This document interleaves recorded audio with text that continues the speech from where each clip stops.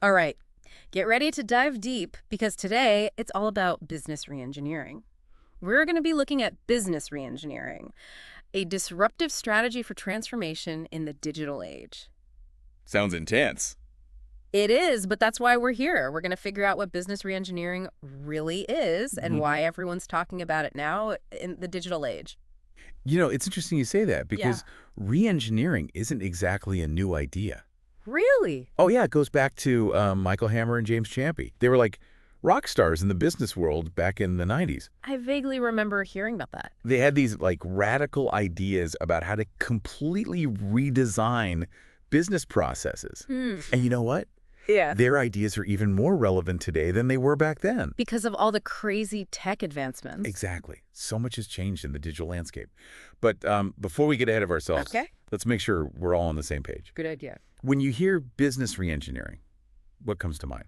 I guess I think about making things more efficient, you know? Yeah. Like finding ways to do things faster and cheaper. That's part of it, for sure. Oh, But reengineering is much more than just like tweaking things here and there. right. It's about a complete overhaul, like rethinking the entire way a business operates from the ground up. Whoa. So it's not just about doing things better. Right. It's about doing better things. Now you're getting it. Haha. All right. So how does this all tie into the digital age we're in? Well, that's where things get really exciting. Okay.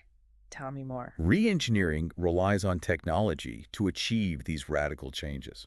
So we're talking AI, big data, all that jazz. All that and more. It's not just buzzwords, they're the tools that make this whole reengineering thing possible. Okay, I'm starting to see the bigger picture here. Good. And the source we're looking at today, it breaks down reengineering into 5 key principles. 5 principles. All right. Hit me with number 1. What's the foundation of this whole thing? The first principle is all about focusing on end-to-end processes. End to end. It means breaking down those silos that businesses often have, Yeah. like marketing over here, sales over there. Got it. Instead of looking at each department separately, you look at the whole process from start to finish. Okay, I see. So instead of just optimizing one piece of the puzzle, Right. you're looking at the whole picture. You got it. And that's how you find those hidden bottlenecks and inefficiencies. Makes sense. So what's the next principle? What else do we need to know? All right, principle number 2 is all about embracing radical innovation. Radical. Yeah. This is where things get a little uncomfortable for some companies. How so? Reengineering isn't about making small incremental changes. It's about being bold and questioning everything. So you're saying we need to throw out the old rule book and completely rethink how we do business. Exactly. It can be a bit risky, but in today's world, if you're not constantly evolving, you're falling behind. Okay, so reengineering is about challenging the status quo. Absolutely. And that brings us to principle number 3, which is where technology really comes into play. Ooh, I was hoping you'd say that. I knew all that tech stuff we talked about earlier was important. It's the driving force behind reengineering. So how exactly does technology enable reengineering? Think about it. We have AI, big data, cloud computing, the Internet of Things. These are the tools that allow businesses to create those truly digital age processes. Oh, okay, but it's not just about adopting the latest and greatest tech. Nope. It's about being strategic, understanding how those tools can actually improve your processes, make things more efficient, help you make better decisions. And ultimately deliver a better experience to the customer. Bingo. And speaking of the customer, Oh, right. We can't forget about that. that's principle number 4, breaking down those hierarchies and embracing a more decentralized structure. So less top-down management and more empowerment for employees. Exactly. Reengineering means giving teams more autonomy, more decision-making power. That's interesting.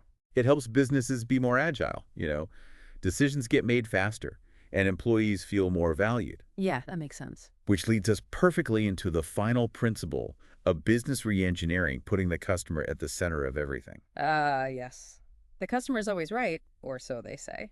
It's more than just a saying. It's a fundamental shift in how businesses operate. So what does that look like in practice? It means understanding your customers' needs, their pain points, their preferences, and building processes that truly meet those needs. Okay, this is all sounding great in theory, but I'm curious to see how it plays out in the real world. Oh, we've got some great examples of companies who've done this successfully. Lay it on me. Well, how about Ford? They actually used re-engineering to completely transform their accounts payable department. Ford. As in the car company. I wouldn't exactly call them a tech company. You might be surprised. They implemented a system to automate most of their invoice processing. So less paperwork, more efficiency. You got it. And guess what? They were able to reduce their workforce in that department by 75%. 75. Yep. It's a perfect example of how even established companies can benefit from reengineering. Wow, okay. So it's not just for startups. Definitely not. And how about another example? IBM, a tech giant, used reengineering to really amp up their software development process. Interesting. I know IBM, but I'm not super familiar with the details of their transformation. They implemented something called agile methodologies. Agile methodologies? Yeah, it's all about breaking projects down into smaller chunks and being super flexible and responsive to changes. So it's a more dynamic way of developing software. Exactly. And it allowed IBM to get products to market way faster. I bet that's crucial in the tech world, where things are always moving so fast. It is. And for our last example, let's talk about Amazon. Oh, the kings of online shopping. They're masters of logistics. And a lot of that success comes down to reengineering. Really?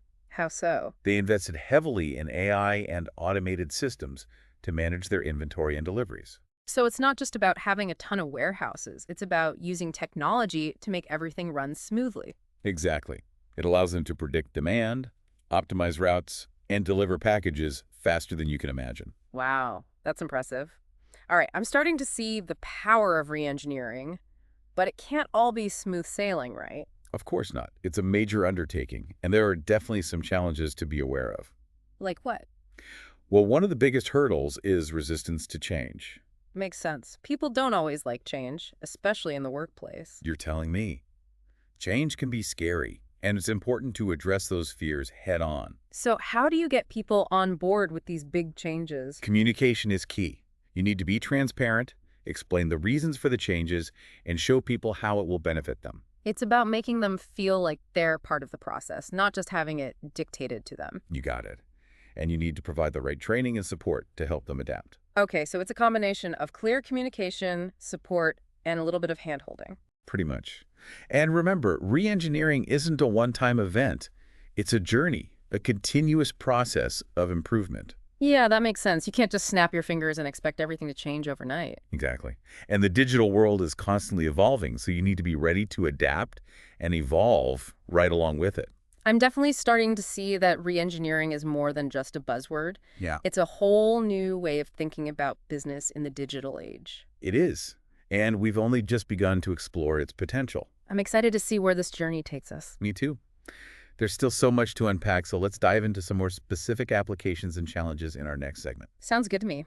I'm ready for more. Let's do it. Okay, so we've got those 5 principles down, Yeah. but how do we actually apply reengineering to different parts of a business? Is there like a step-by-step guide? It's not really a step-by-step thing. Mm. It's more about having a set of tools Okay. and adapting them to the specific needs of each area. Got it. So no magic formula. So let's say we're looking at production and operations. Yeah. What are some real-world examples of re-engineering in action? Give me the inside scoop. Well, think about supply chains. Right. All that data flowing through, from getting the raw materials to manufacturing to actually delivering the product. It's a lot to keep track of. It is. But re-engineering can help streamline the entire process. Using technology. Of course. Think Yeah. real-time tracking, optimizing logistics, making everything super efficient. So it's like having a bird's eye view of the entire supply chain. Exactly. And that can give businesses a huge trait advantage. Okay, that makes sense. What other areas are ripe for re-engineering in production? Well, advanced manufacturing is a big one. Advanced manufacturing. What does that even mean? It's all about those cool new technologies like 3D printing, robotics, automation. Oh, wow. So we're talking futuristic stuff, like robots building things. It's not the future anymore. It's happening now. 3D printing can create customized products on demand. And robots can do those repetitive tasks that nobody really wants to do. So humans can focus on more interesting work. Exactly. This is pretty mind-blowing stuff. It is. But let's move on from the factory floor and Right. think about customer service. That's another area that's been completely transformed. Oh, yeah, for sure. Customer expectations are so high these days. Everyone wants instant everything. Exactly. Yeah, And if you can't keep up, you're going to lose customers. that's a fact. But with re-engineering, businesses can use things like chatbots, CRM systems, and all these fancy platforms Yeah. to give customers that seamless experience they crave. So it's about meeting those expectations, whatever they may be. More like exceeding them. Okay, now we're talking. But what about those departments that don't seem as tech savvy, Mm.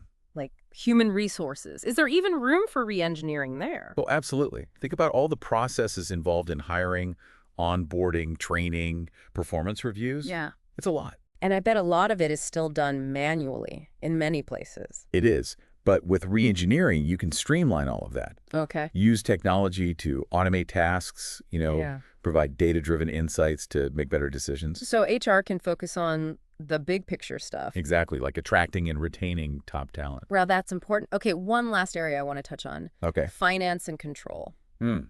Finance. Not always seen as the most exciting department, Right.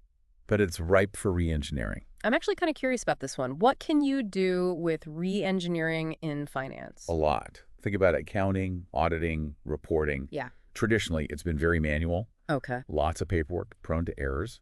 But with re-engineering, Yeah. you can implement systems to automate tasks, detect fraud, Wow. even forecast financial trends. So it becomes less about just crunching numbers and more about making strategic decisions. You got it.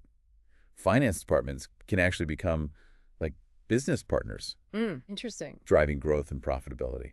This is amazing. We've gone from the factory floor to customer service to HR to finance, and I'm starting to see the potential of re-engineering in every single area. But let's be real, there's got to be some bumps in the road, Oh, right? for sure. Re-engineering isn't a walk in the park. What are some of the biggest challenges that companies run into?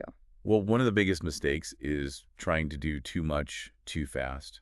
Okay. Re-engineering is a marathon, not a sprint. So slow and steady wins the race. Exactly. Start small, prove the concept, Okay. get some wins under your belt, then scale up gradually. Got it. Any other common pitfalls? Another big one is not having clear goals and objectives. It's like setting off on a journey without knowing where you're going. You're just going to get lost. Exactly. Yeah. You need a roadmap, a clear vision of what you want to achieve. Okay, that makes sense. And what about the people involved? Yes, the people. They're the most important part of any re-engineering initiative. So how do you get everyone on board? You have to involve them from the very beginning. Make sure they understand the why, the what, and the how. So no surprises. Exactly. Mhm. When people feel like they're part of the process, Yeah, they're much more likely to embrace the changes. that makes perfect sense. But we've talked about resistance to change before, and I know that can be a major roadblock. It can. Even with the best planning and communication, Yeah. some people are naturally going to be hesitant about change. So how do you deal with that? How do you help people overcome their fears and embrace something new? It takes empathy, patience, and a lot of support. Okay. You need to listen to their concerns, address their fears, and provide the training they need to feel confident in their new roles. So it's about creating a safe and supportive environment. Absolutely. And remember, change is a process, doesn't happen overnight. Yeah, that's true. Well, I feel like we've covered so much ground already. From principles to practical applications to challenges, my head is spinning. It's a lot to take in, but we're not done yet. There's more. Oh, yeah. We still need to talk about what happens after the re-engineering process. Okay, so what comes next? How do you make sure those changes stick? That's the million-dollar question, and we're going to dive into that in our final segment. I can't wait. Okay, so we've really dug deep into re-engineering, huh? We have from those big ideas Yeah. all the way down to the nitty-gritty. As we wrap this up, what are the big takeaways? What do you really want our listeners to remember? I think the main thing is to really understand what business re-engineering is. Yeah. It's not just about making a few tweaks here and there. Yes. It's about rethinking your whole business, especially in this digital age. So it's about being bold, right? Yeah. Taking risks, challenging the status quo. Right, exactly. You can't be afraid to shake things up. It's about evolving, huh? Adapting to the ever-changing digital world. Exactly. And that's where re-engineering comes in. It gives you the tools to do that. But it's not all about technology, is it? We talked about people, processes, customers. Right. You got to look at the whole picture. So it's a holistic approach, huh? Yeah. And you can't forget about the human element. So how do we do that? How do we make sure those changes stick and we don't just slip back into old habits? Well, that's the tricky part, isn't it? I think the most important thing is communication. Okay. You got to keep those lines of communication open. Yeah. Make sure everyone's on the same page, understands the WHY behind the changes. So no secrets. No secrets. Yeah. And be patient. Change takes time. That's good advice. It's easy to get caught up in the excitement of new technology and forget about the people involved. It is. But re-engineering is about empowering people, giving them the tools and the support to adapt and thrive. And it's a continuous journey, right? Absolutely. Uh, The digital world never stops changing, so you can't either. This has been an incredible deep dive. Seriously, I feel like I've learned so much. Me too. We've covered a lot of ground, but I hope it's inspired some new ideas for our listeners. I'm sure it has. And remember, folks, if you want more fascinating deep dives on all sorts of topics, Oh, yeah. make sure you subscribe to our show. We're always exploring something new. We are. Always curious, always learning. That's what it's all about. All right, well, that's a wrap for today. Thanks for joining us. It's been a pleasure. See you on our next deep dive.